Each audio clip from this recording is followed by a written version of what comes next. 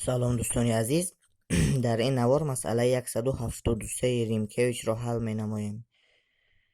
شرطش چنین است: سگ‌های چنکش هنگام در روی برف حرکت کردن چنه با قوه زیادترین 9.5 کیلونیوتن تأثیر کرده می توانند.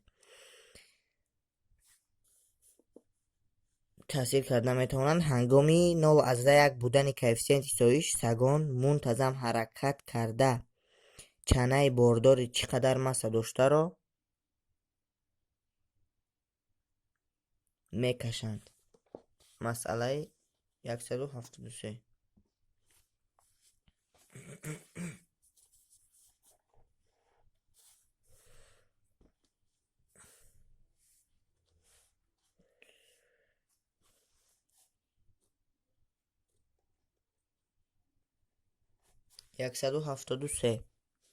داده شده است: سگ‌ها با قوه زیادترین F برابر 9.5 کیلونیوتن تأثیر کرده می توانند و کوفیسینت سایش هم میو برابر 9.1 می باشد. مسه باری که آنها کشیده می توانند یافته شود. حل البته حل می نویسیم و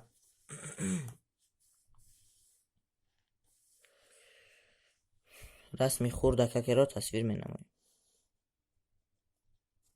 تریکس را به طرف راست روانه می سازیم و انا این چنه باشد و این قوه F که سگ ها تاثیر می رسونند و انا اینش باشد قوه سایش که مقابل سمتی حرکت روانه است. در تیر X می نویسیم F طرح F سایش برابر 0. از بس که در اینجا منتظم گفته است شتاب ما برابر 0 می شود. در حرکت منتظم شتاب برابر 0 است و سومه همه قوه ها برابر 0. از اینجا F برابر F سایش می شود و در همواره افقی قوه سایش با میو ام جی برابر است. میو ام جی، پس در جای F سایش میو ام جی می نویسم F برابر میو ام جی و از اینجا M رو می آوریم M برابر F تقسیم میو جی می شود و قیمت های عددی رو می گذاریم.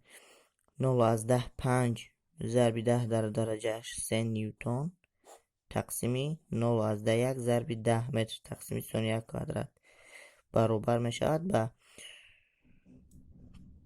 500 کیلوگرم. این هم مسئله 173 از ریمکیویچ.